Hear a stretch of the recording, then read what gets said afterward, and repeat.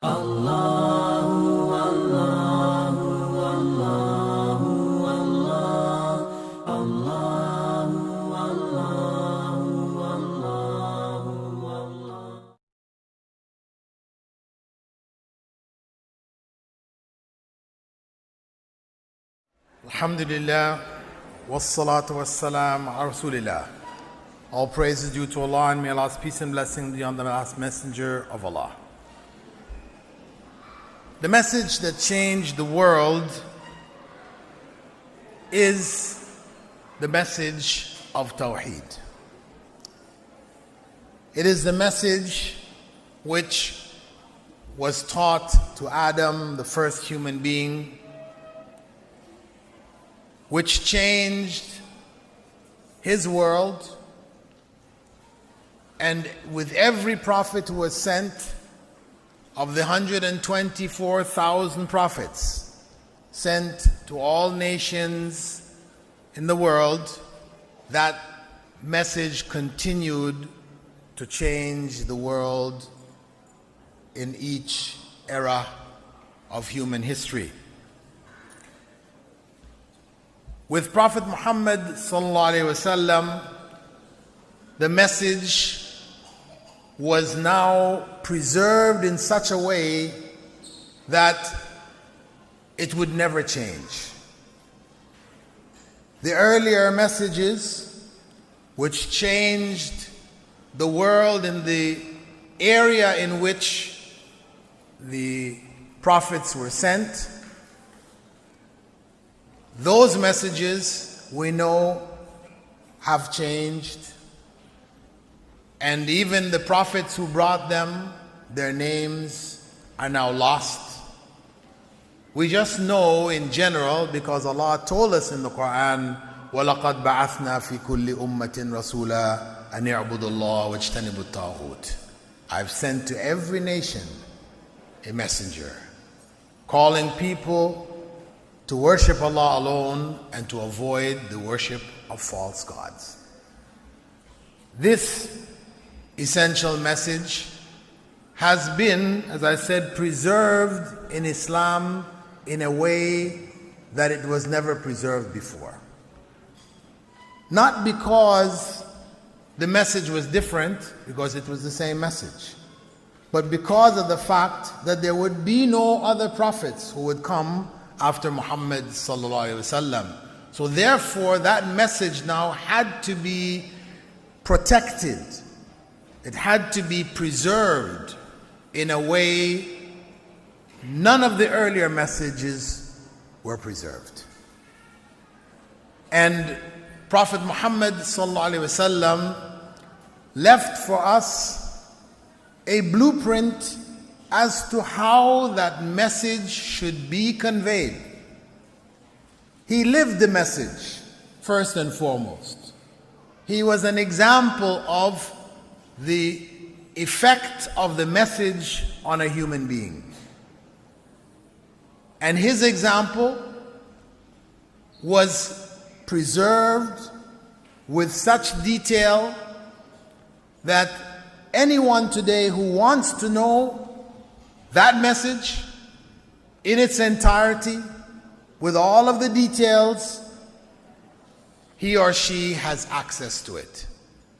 And this is how it will remain until the last day of this world.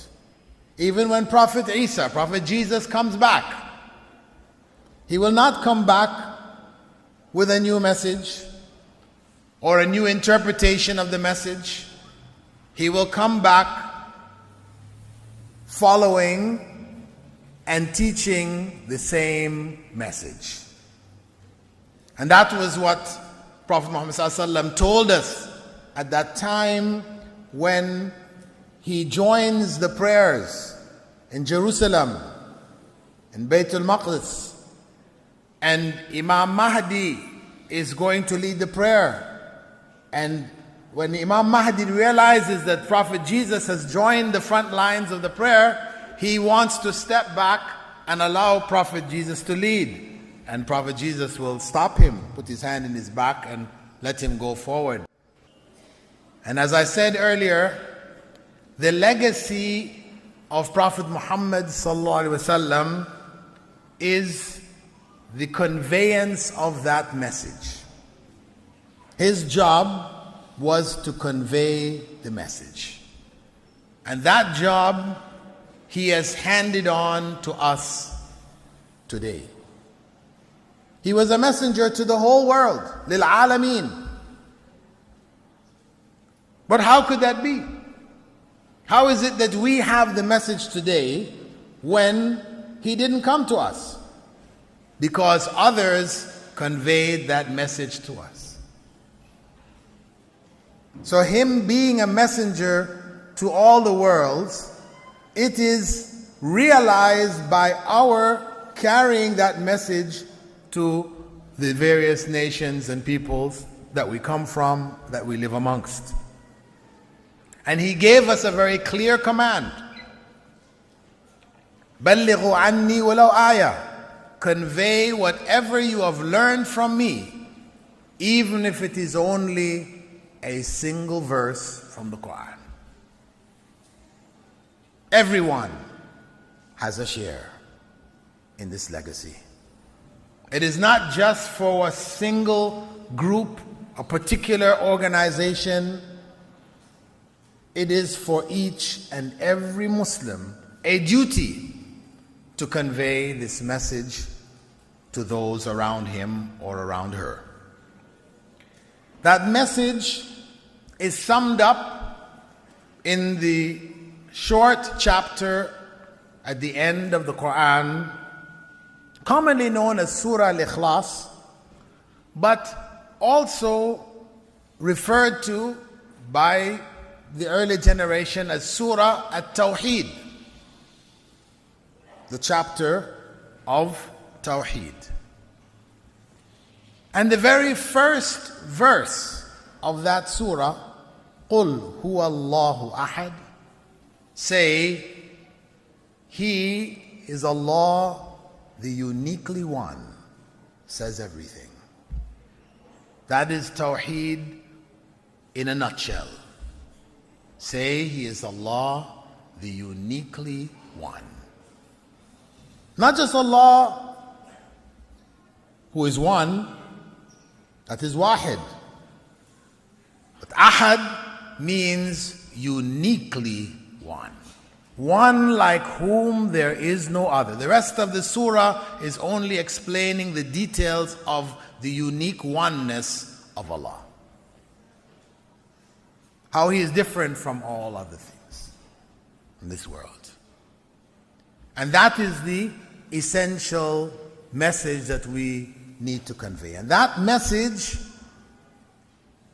is the light which the nations of this world need. Whether they are secular, where they have rejected God altogether,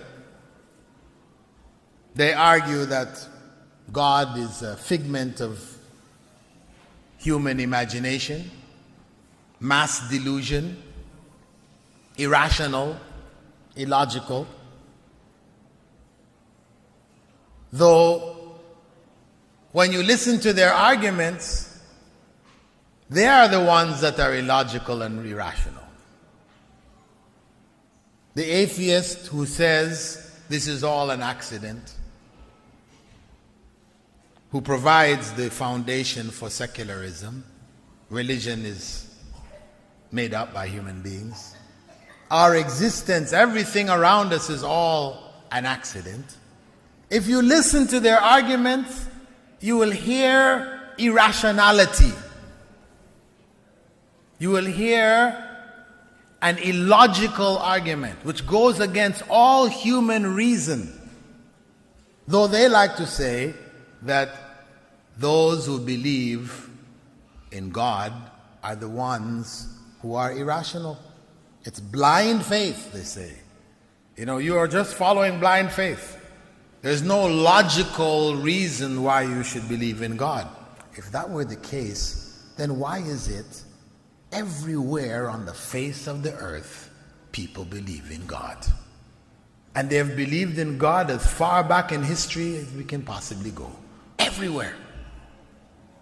Those who don't believe in God are few. They may be very loud,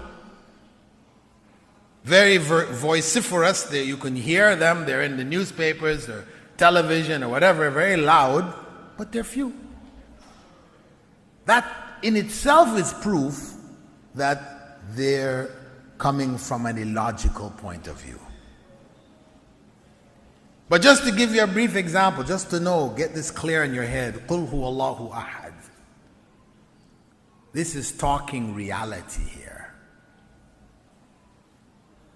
The atheist who says that belief in God, that God created all of this, God who is unique, He's not a part of this.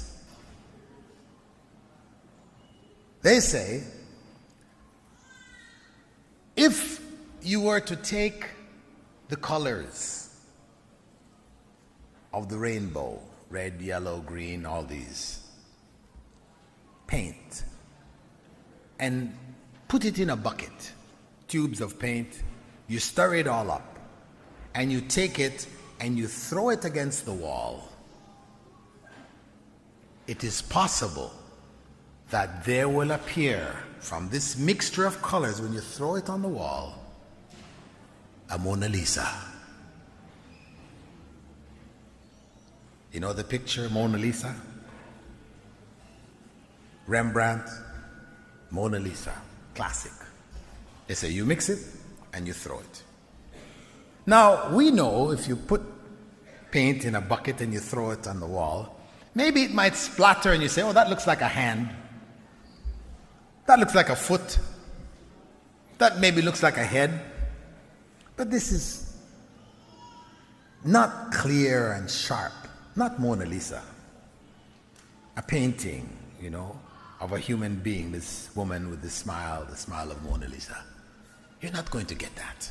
But they say, yes, if you keep mixing and you keep throwing, not maybe the first time, maybe the billionth time, it will happen. We say, that is not logical. That is not reasonable. That doesn't make sense. Common sense tells us the first time you throw it is like the billionth time that you throw it. It's still not going to happen. But they have blind faith that one time it will happen. This is blind faith. This is not logic. This is illogical. But that's how they believe. So قُلْ هُوَ اللَّهُ أَحَدٌ addresses the reality that there is a God who created all of this. And this is a part of our message, that God who created all of this is uniquely one. Not as people have deviated into. They have the belief in God everywhere you go, but that belief, which was originally taught by the prophets, got corrupted. So God became something mixed with the world around us. Something which they felt could be tangible. We can put our hands on. We can look at it. This is God. So God can be found looking like a man. Jesus. He's God. You have people who believe God became a man and walked on this earth amongst us. That's misguidance. If he became a man, then he's like everybody else. He's not unique. He's not unique. And in their story about him, he died. He's not unique. He died. That's what happens to everybody else. Everything else, they die. So he's not unique anymore. So the uniqueness of God is undermined and destroyed once you believe God became a man. Then you have other societies, like in Hinduism, you have a god like Ganesh. He's got the body of a man and a head of an elephant. He's the elephant head god, Ganesh. The god of good luck. And so on and so forth. And those who worship idols of God, if they're the common person, they'll say, yes, we worship these idols. We believe that somehow these idols are going to do something for us. But those who are more philosophical, they will tell you, actually, we're not worshiping the idol. The idol is a means of focus. You know, like you get a magnifying glass, you want to focus the rays of the sun, and it can burn something, right? It focuses. So the idol becomes like a focus for us. God becomes concentrated inside of the idol at the time of our worship. So we're worshiping God who's concentrated, focused inside of the idol, not the idol itself. So there's philosophies that develop. But of course, when you ask them, okay, so if the idol drops and breaks off its head, can you continue worshiping the rest of the idol? No, we got to go buy another one. But why? Why does it matter? If he's being focused, does he have to have a head? I mean, could we make the computer instead the focus and worship our computer? No. It has to look like this. And you're worshiping idols, man. Don't tell us the stories. You're not worshiping God concentrated in the idol. You're worshiping the idol. That's proof of it. So for them, God has lost his uniqueness. The Hindu who worships his idol, he has a set of rituals around the idol called puja. He rings a bell in the morning to wake up the idol. He takes the idol out, gives him a bath, puts food in front of him, then he worships him. Say, what is this? People can sink to that level where God has lost his uniqueness. He is a part and parcel of his creation. So this message, Qul huwa Allahu ahad, it destroys all of that misconception of who God is. The true God is uniquely one. Allahu Samad, he is self-sufficient. He has no need. You don't need to ring the bell to wake him up in the morning. He doesn't fall asleep. Okay? He has no need. Everything is dependent on him. He doesn't depend on anything else. So we know that he is not a part of this world and this creation. Those who deny his existence say that there is no beginning. The world has no beginning. That this world, if you look at all of the events which take place in the world and you illustrate it by dominoes, you set up the dominoes like this in a big long line, each thing causing something else. When the domino falls, it hits the next domino, knocks over the next domino, and so on and so on and so on. Okay. Has no beginning, meaning that there was no one to push the first domino. Again, is that logical? If there's no one to push the first domino, then how is the domino going to fall? It won't fall. That's the reality. So the very fact that we exist now is proof that someone started that whole process going. Who wasn't a domino? Because if he was a domino like every other domino, then he would need somebody to push him who wasn't a domino, who is unique, not like the rest of the dominoes, the rest of this world. So قُلْ هُوَ اللَّهُ أَحَدٌ Allahu Samad. No need. Lam yalid. He doesn't give birth. These are animal functions. Giving birth, having a son, having a daughter. Greek and Roman beliefs, their belief system, God has a wife He has brothers and sisters and kids. He has the whole family. This is making God like us, not unique anymore. وَلَمْ يُولَدْ, nor was he born. There was no time that God didn't exist. Because if God didn't exist, nothing would exist. So Allah is truly unique. This is the essential message that the Prophet ﷺ brought. That is the essence of Towheed, the uniqueness of Allah. وَلَمْ يَكُنْ لَهُ كُفُوًا أَحَدٌ is just repeating what was said in the beginning. And there is nothing similar to him.